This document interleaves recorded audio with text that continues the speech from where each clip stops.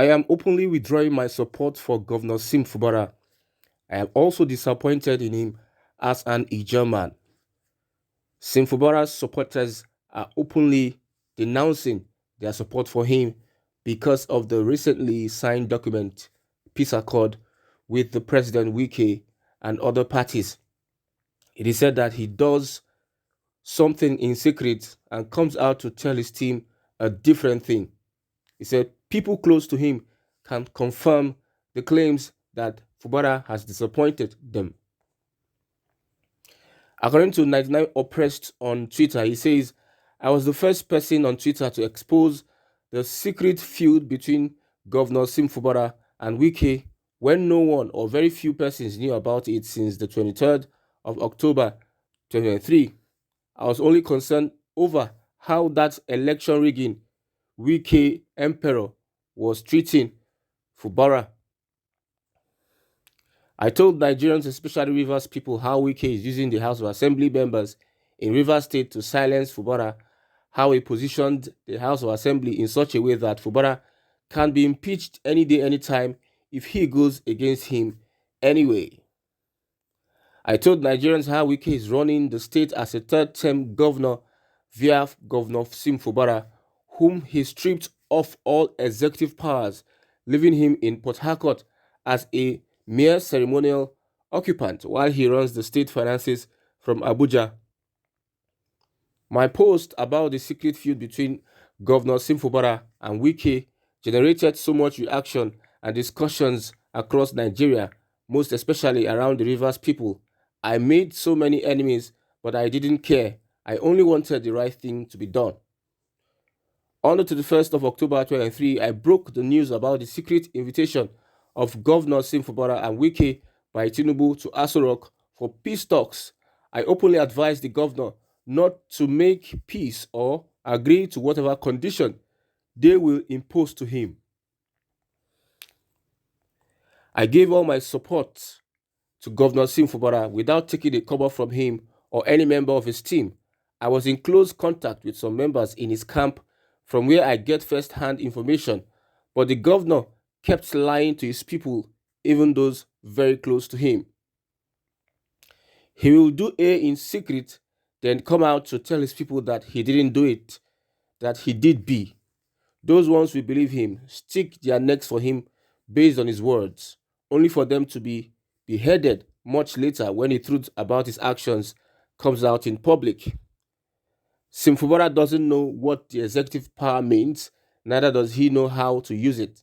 He kept romancing people in Wike's camp in secret, while his supporters fight with their last breath for him in public. I don't know what he is afraid of or what he is hiding. His close team members are kept in a state of limbo because the governor's words or actions cannot be relied upon. He told his people categorically that he didn't sign any document or agreement. He assured them to believe his words, only for them to be thrown under the bus one more time. According to 99 Oppressed on Twitter, he says, "What is a disgrace to your nation, the people of Boni, Opobo, and the entire riverine communities in Rivers State. I have withdrawn my support from him online and will never post anything for him. If they want to deal with him, let them deal with him. If he changes tomorrow, good luck to him." That is a tweet from a disappointed supporter of Governor Sim Fubara. Many supporters of Sim Fubara were of the opinion that the governor did not sign the letter, the agreement between Wike, Tinubu, and some other parties. But at the end of the day, many were shocked and surprised that it came out to be true that Sim Fubara actually signed that letter and was lying to the people close to him, to his confidants. Many are so much disappointed and shocked at the revelation and how Simfubara has betrayed them. That's according to their words. They say Simfubara has betrayed them, betrayed their trust. Well, how do you trust a politician? How do you trust somebody that signed an agreement secretly and also was rigged into power, according to some other sources? Someone that was rigged into power, rigged against the will of the people. How do you support such a politician? So 99% oppressed on Twitter has come out openly to denounce his support for Sim Fubara. There are also other persons that have not come out to openly uh, speak their mind, but in secret, many persons are disappointed, so much disappointed in Fubara. Let's look at some of the reactions on this particular tweet. Reacting Choose on Twitter says, I'm very much disappointed in you. That is talking to Nine Oppressed. Some Labour Party people and some obedient movement guys like my friend at Ikukoma are supporting Fubara after all they did in Rivers against innocent people just to rig that man in.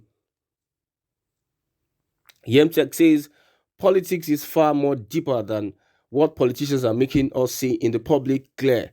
The game of politics is a double-edged sword. The more you look, the less you see. So many things are involved.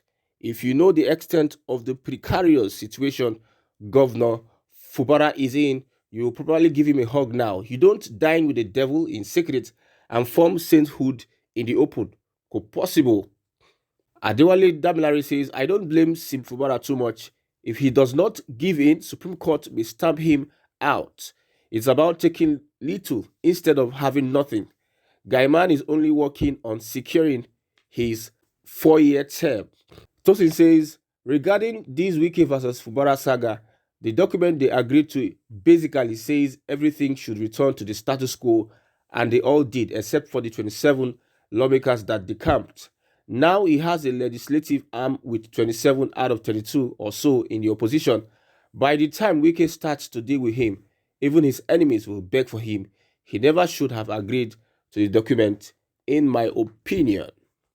Now, looking at an Arise TV interview by David Briggs, who revealed that Governor Fubara signed the peace pact under duress. Imagine a governor signing a peace pact under duress in Aso Rock in the presence of President Bola Ahmed Tinubu, FCC Minister, NSA Nuhu Ribadu, Femi Gbajabiamila, Odili, Deputy Governor, PDP Chairman, and other persons. A governor in Nigeria signing a peace pact in Aso Rock under duress. That is from Briggs. He revealed that on an Arise TV interview. You see, there's nothing that will cease to amaze us in the country. A governor will sign. I'm repeating this because it is shocking to me that someone will come on air and say a governor of a state will sign a peace pact under duress in Aso Rock. That means what people are saying is true, that Simfubara is an extension of Wike. Wike is ruling Rivers State from Abuja. Simfubara is just a photocopy governor in Rivers State, just standing in for Wike. Wike is running a third term agenda through Simfubara. So all this gra that he has been doing all this while is just trying to deceive people. Well, politicians will always be politicians, especially Nigerian politicians. This might be an occultic movement. Yes, it is being run as a cult. When a governor is being summoned in Abuja, does the governor not have his own powers? Why would the governor sign something under duress? That's the question. It is very unfortunate that at this point in time, what can I say? We are practicing democracy when as Fubara himself is alleged to have been rigged into power against the choice of the people of Rivers State. He might have signed document upon document that will help put him in that position. Why wouldn't he agree to what Wike would have told him if he knew that by himself he won't be governor today? But with the influence of Wike and the ability to use this instrumentality for his personal executive governor for selfish interest. This is not news that politicians rig elections using executive powers. Yes, one will agree that Wike rigged Fubara in, and Fubara has no choice than to be played around, because it might even get to the Supreme Court, and at the end of the day he will lose out. There will be allegations on him. They will send the EFCC, DSS on him, allegations of misappropriation, since it is the federal government that is taking this up. So if he has gone to meet Tinubu, he has no choice than to sign the papers. In this scenario, I may understand that now is not from about this perspective. It's about political interests, political allies, people, and those that are holding power.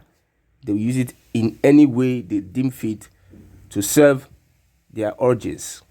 Well, this is what we see today, and it's very unfortunate.